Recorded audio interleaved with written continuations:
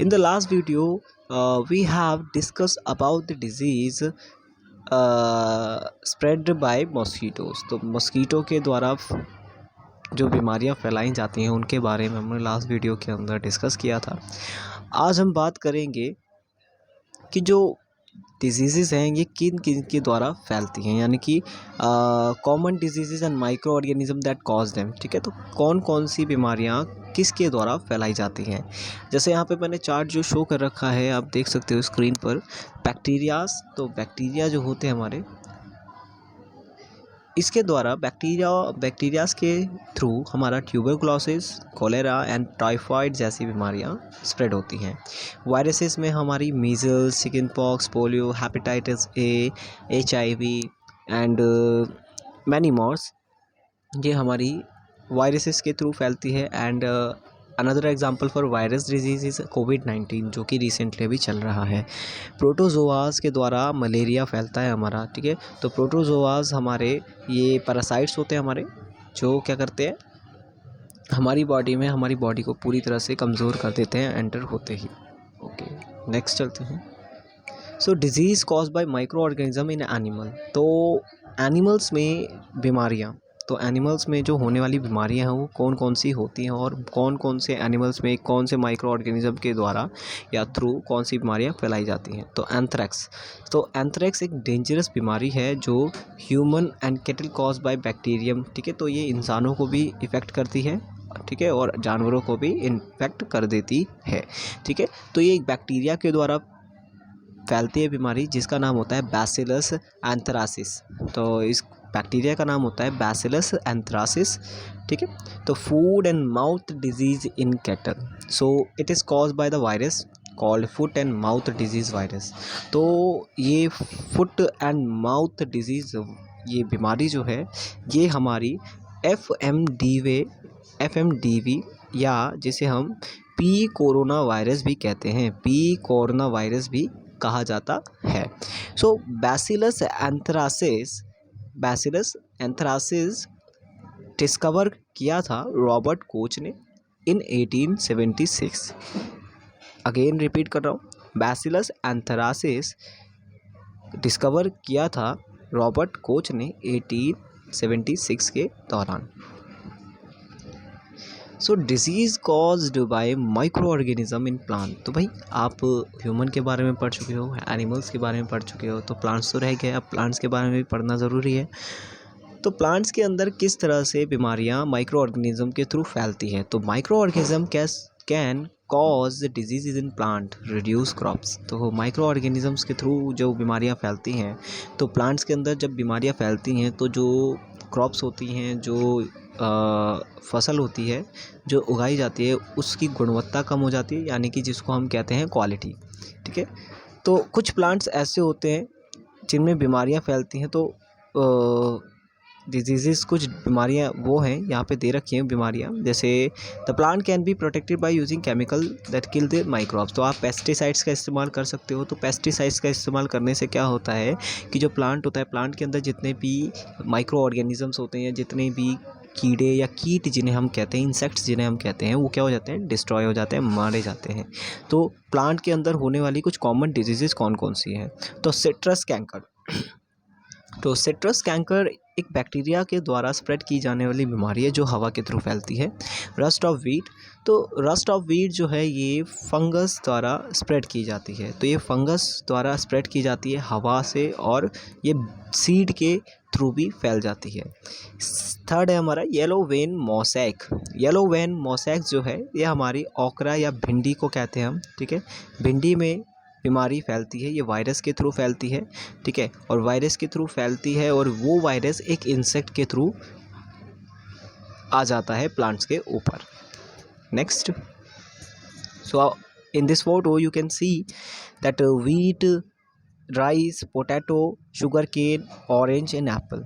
तो यहाँ पे हमारे जो डायग्राम्स दे रखे हैं इसमें आप देख सकते हो कि किस तरह से जो प्लांट है, प्लांट के ऊपर या प्लांट जो है वो बीमार जब होता है तो किस तरह का दिखता है। तो वीट देखिए, वीट जब बीमार होता है तो इस तरह का शो होता है हमें। एंड राइस, जब राइस का जो प्लांट होता है, जब राइस के प्लांट पे कोई बैक्टीरिया या वायरस अटैक करता है तो वो इस तरह का दिखाई देता है हमें, ठीक है।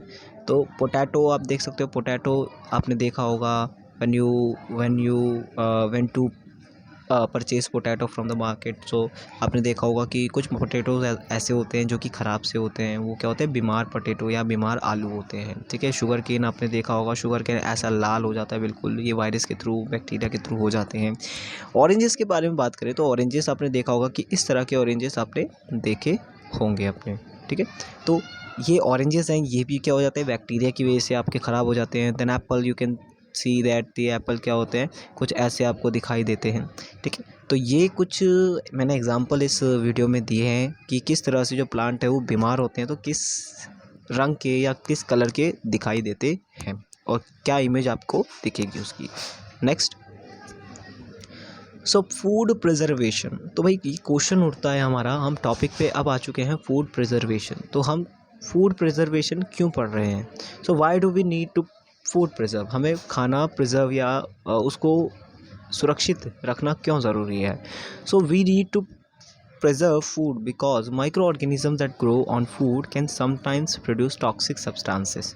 तो हमें फूड प्रिजर्वेशन की इसलिए ज़रूरत होती है क्योंकि माइक्रो ऑर्गेनिज़म्स जब ग्रो करते हैं तो जो फूड होता है, तो फूड के ऊपर कभी कभी वो टॉक्सिक सब्सटेंसेस यानी कि जो जहरीले पदार्थ होते हैं वो छोड़ देते हैं, जिसकी वजह से पॉइजनस बढ़ जाती है खाने की। अब जब वो पॉइजनस खाने की बढ़ जाती है तो आप अगर वो खाना खाओगे तो आपको फूड पॉइजनिंग जैसी दिक्कत या जो प्रॉब्लम होती है वो फेस करनी पड़ सकती है। If we can consume this spoil food so we can become seriously ill और डाई। और for point to be noted that कि फूड पॉइजनिंग की वजह से डेथ भी हो सकती है, ठीक है। फूड पॉइजनिंग की वजह से डेथ भी हो सकती है। So we need to preserve food from being spoiled, हमें खाने को इसीलिए प्रिजर्व करके रखना ज़रूरी है ताकि उसे ख़राब होने से बचाया जा सके, ठीक है। सो फूड प्रिजर्वेशन के कुछ कॉमन मेथड्स हैं, तो कुछ कॉमन मेथड जो कि मैंने स्क्रीन पे शो कर रखे हैं। तो फर्स्ट मेथड हमारा जो आता है फूड प्रिजर्वेशन का, this is our use of preservatives. तो हम प्रिजर्वेटिव्स का इस्तेमाल कर सकते हैं। अब भाई प्रिजर्वेटिव्स क्या क्या हो सकते हैं? तो प्रिजर्वेटिव्स हमारे हो सकते हैं शुगर, पिकल्स, जैम्स। तो इनका इस्तेमाल करके हम जो प्रिजर्वेशन है यानी फूड प्रिजर्वेशन जो है वो हम कर सकते हैं। सो preservation are commonly chemical like salt, edible oil that is check the grow of the microorganism। तो भाई हम माइक्रो ऑर्गेनिजम्स की जो ग्रोथ है उसको रोक सकते हैं एडिबल ऑयल का इस्तेमाल करके या सॉल्ट का इस्तेमाल कर कर। तो यूज़ ऑफ कॉमन सॉल्ट, तो हम सॉल्ट का इस्तेमाल करके जो माइक्रो ऑर्गेनिजम्स की ग्रोथ है उसको रोक सकते हैं। जैसे कि सॉल्ट यूज़ कहाँ कहाँ पर किया जाता है, जैसे टमारिंड्स, जैसे इमली, आंवला, रॉ मैंगोज़, इनको प्रिजर्व करने के लिए रखा जाता है, लिया जाता है, इस्तेमाल किया जाता है। यूज़ ऑफ शुगर, तो भाई शुगर का इस्तेमाल भी कर सकते हैं हम फूड प्रिजर्वेशन के लिए, ठीक है। प्रिजर्वेशन के लिए हम फूड का इस्तेमाल कर सकते हैं। तो भाई शुगर करती क्या है? अब भाई चीनी है, चीनी किस तरह से, भाई चीनी तो माइक्रो ऑर्गेनिजम्स को क्या करती होगी, अटैक करती होगी। तो भाई फूड प्रिजर्वेशन के लिए यहाँ पे जो चीनी है उसका इस्तेमाल क्यों किया जाता है? क्योंकि जो शुगर होती है वो मॉइस्चर कंटेंट जो होता है सब्सटेंस के अंदर उसको रिड्यूस कर देती है, ठीक है। और जो बैक्टीरिया की जो ग्रोथ होती है उसको रोक देती है वहीं पर, ठीक है। बैक्टीरिया ग्रो नहीं कर पाता at the time. Now oil and vinegar, तो ऑयल एंड विनेगर का भी इस्तेमाल किया जाता है। आपने देखा होगा टीवीज़ के अंदर देखा होगा कि जो खीरा होता है, खीरे को हम नमक के पानी में डाल देते हैं, विनेगर में डाल देते हैं या ऑयल से क्या करते हैं कोटेड कर देते हैं ताकि जो हमारा सब्सटेंस है वो ख़राब ना हो।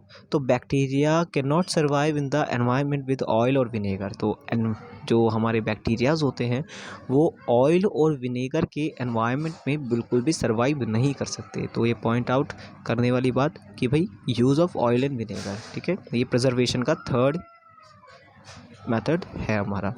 So use of hot and cold treatment, तो आपने देखा होगा कि आपकी मम्मी जब खाना बनाती है तो जब घर में दूध आता है तो दूध को लाने के बाद उनको गर्म किया जाता है, उसको गर्म करने के बाद एकदम से ठंडा कर दिया जाता है। तो इस प्रोसेस को हम पैस्चराइजेशन कहते हैं। क्या कहते हैं? पैस्चराइजेशन। तो दिस द पैस्चराइजेशन या pasteurisation was discovered by Louis Pasteur. तो पैस्चराइजेशन जो है लुइस पास्चर ने डिस्कवर किया था, ठीक है। तो पैस्चराइजेशन के अंदर हम जो सब या दूध होता है, दूध को हम 70 डिग्री सेल्सियस पर गर्म कर देते हैं और उसे एकदम से 15 से 30 सेकंड के अंदर ठंडा होने के लिए रख देते हैं, जो कि बहुत ज़्यादा मतलब ठंडा हो जाता है। उसके बाद जो दूध है वो हमारा ख़राब नहीं होगा।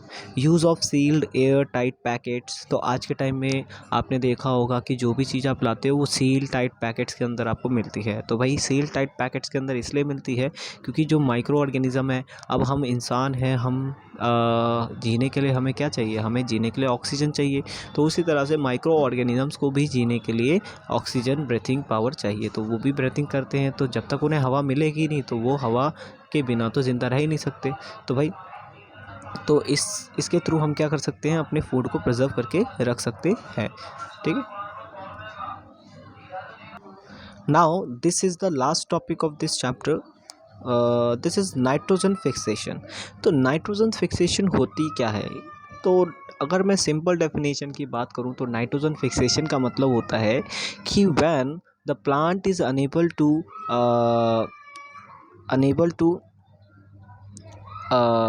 Make their growth from the land, यानी कि जो लैंड होती है, उसकी जो ज़मीन होती है, यानी कि जो सॉइल होती है, उसके अंदर नाइट्रोजन की जो मात्रा होती है, यानी कि नाइट्रोजन लेवल जो होता है वो डिक्रीज़ हो जाता है। When nitrogen level will decrease so it will unbeneficial for plant, because बिना नाइट्रोजन के जो प्लांट है वो अपनी ग्रोथ नहीं कर सकता। तो nitrogen constitute 78% of our atmosphere. So आपको पता होगा कि हमारे एटमॉस्फेयर के अंदर 78% नाइट्रोजन है, 21% ऑक्सीजन है। देन आफ्टर हमारी 0.3% कार्बन डाइऑक्साइड है, एंड रैदर जो हमारी बची हुई गैसेज हैं आर्गन, ज़ेनॉन, मैनी मोर्स, ठीक है। So in living organism it is found in, ठीक है। तो लिविंग ऑर्गेनिजम्स के अंदर ये पाई जाती है, जैसे protein, nucleic acid, chlorophyll and vitamins पाए जाते हैं।